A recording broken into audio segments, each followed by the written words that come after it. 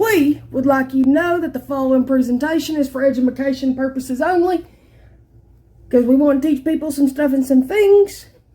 So, yeah, for your education. Hey y'all, it's Car Girl CJ. Which, how come we couldn't come up with a cooler name than that? At one point in time, Car Yoda was up for discussion, and I think that one would have really been cool. I really did try to get it to stick. It wouldn't. I help people not get screwed over by car dealers. That's a simple way to put it.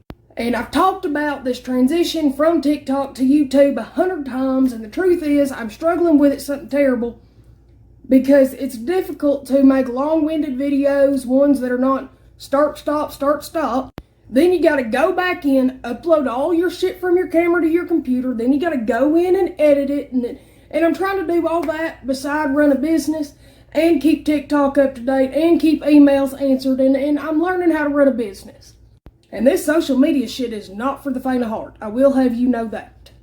And in the midst of all that shit, it just felt like the content part of it was kind of falling to the wayside. Like I was spending all this time doing an introduction, and I was trying to edit that, and it's just a mess. So I've kind of decided to be able to focus a little bit more on the content.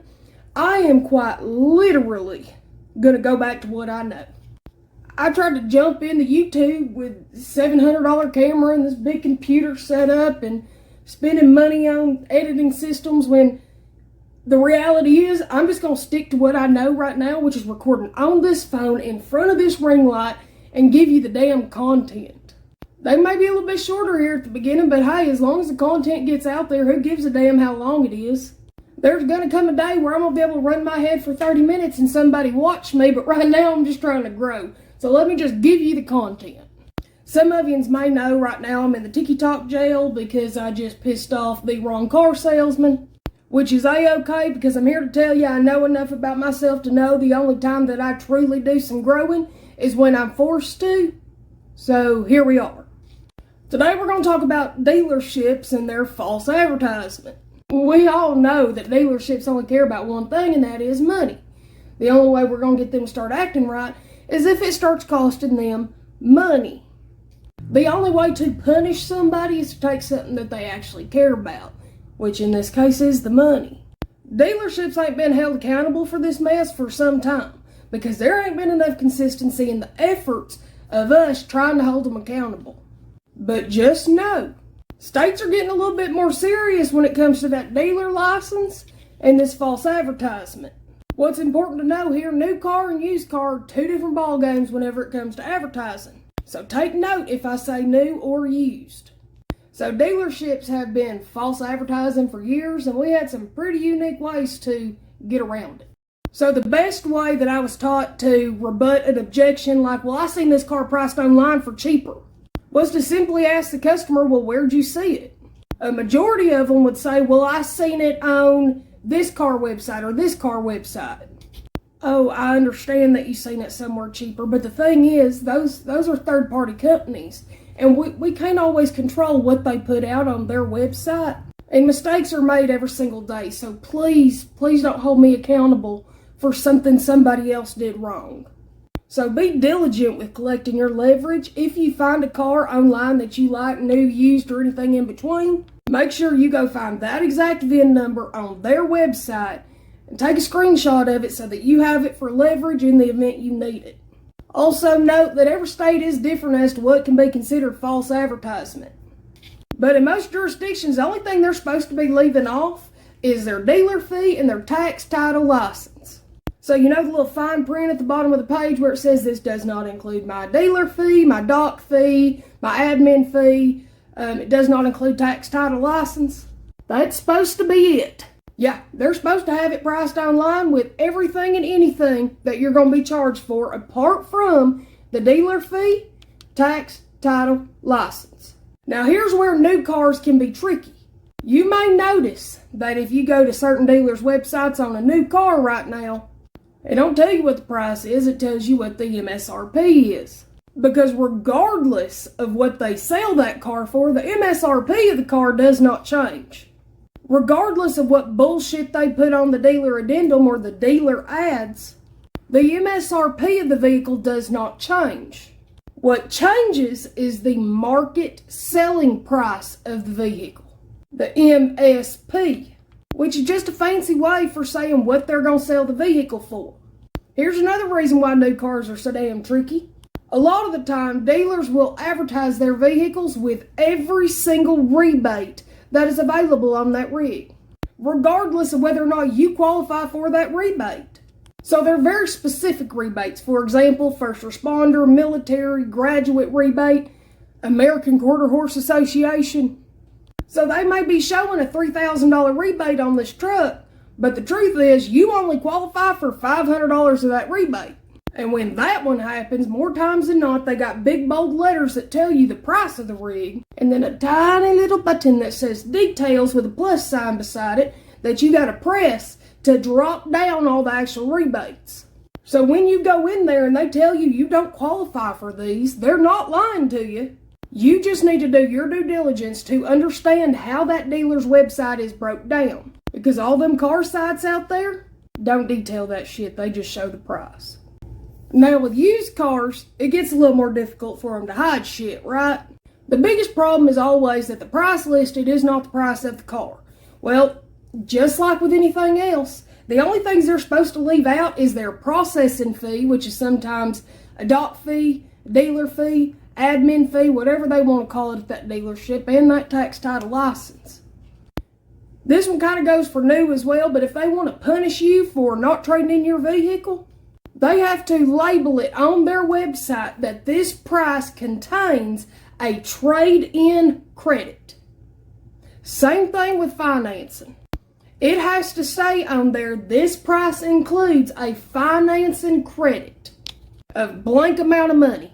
A lot of the time, they'll do a $1,000 trade-in credit and a $1,000 financing credit, which in turn makes it very clear that in the event you do not trade in and you do not finance anything, that the price is going to go up by $2,000. So yeah, that shit where they say, well, if you pay cash, you got to pay this price, but if you finance with this, then you get this price. If they didn't put it on their website, so if they did not put it either in the fine print or label that it was a financing credit, that could be a big no-no. Any inventory or acquisition fee, it's supposed to be on the website. It's supposed to be in the advertisement. Their various add-ons like Nitro Tires, Window Tint, Pinstripe, GPS, Kahoo, fuck you, whatever it's going to be, it's got to be advertised. Another thing you may be able to put in your back pocket is that salesmen are now out there doing their own advertisement.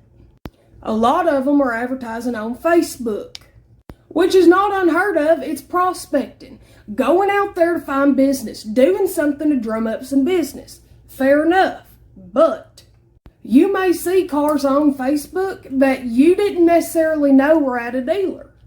Well, this guy did not put anything in his ad to say, hey, I work at this dealership. Hell, he put his own damn phone number on there, so I didn't even have to call the dealership. It's supposed to be known that they're advertising for a dealership's inventory. Another thing about the Facebook ordeal is when they make the price just the down payment. Whatever money you got to bring in for the down payment, they'll make that the price. Because we all know you ain't getting a 2018 F-150 with a 302A package for $2,000. They could get in some deep doo-doo. And that's new, used, everything in between. So to that I say, make sure that you're studying that dealership's website and you've got your ducks in a row. Make sure you read that fine print. Make sure that you took your screenshots and you got your leverage in your pocket. But for the record, whether it was advertised or not advertised, it can all be negotiated away. It's just a contest to see who's the honoriest. In the event you run into something that you suspect may be false advertisement, like a market adjustment, that was not advertised. Dealer ads that were not advertised. And you did all your information gathering and you've read their fine print and you know that they screwed up, there's two places you may want to call. Now, for whatever reason, a lot of the time there's a motor vehicle commission, which is for new cars, and then a used motor vehicle commission, which is for used cars. That could vary state to state. But regardless, put a call into the Motor Vehicle Commission, because at the very least they can point you in the direction of where you need to be headed and who you need to talk to. Now, this can absolutely be used in negotiation, letting it be known that you know all these stuff and things, but you don't want to pull it out too early, and you don't want to press them wrong. And if you're going to negotiate, you got to have the ability to get up and walk away. Because if you ain't got the ability to get up and walk from the table, you are negotiating for no damn reason. And you got to follow through. Also want to note, I understand that it feels like filing these complaints are in vain, but it ain't. States are getting serious about plucking dealer licenses, and they're noticing the names that are coming up over and over and over again. It matters. Squeaky wheel gets the grease. But this can be used in your negotiation and should be used in your negotiation. Now, my videos here are for educational purposes only, just trying to help normal people learn how to buy a car, not get screwed. But if you're in the car market and need some help, please check out the description box below where I have my email. You can reach out to me. I can help you with your car deal. I'd be happy to hold your hand and make sure you know when to argue and how to. Also, I got some other links down there for my Cameo, my TikToks, my Instagram, my website. Y'all go check all that stuff out down there. And we're trying real hard to get me some merch rolling here. Bear with me, as it's proven to be a little bit more difficult than originally anticipated, because I don't know what the hell I'm doing. But I appreciate y'all very much, and hopefully I'll be out of the TikTok jail very quickly. As of right now, when somebody tries to follow me, it pops up and says, "Are you sure that you want to follow this person because they have a bunch of community guideline violations?" Which is French for, she pissed off a lot of salesmen. Anyhow, I got to go find a lint roller and go do some CJ stuff. But y'all, please comment below if y'all like this video. Tell me what y'all want to see, and much love.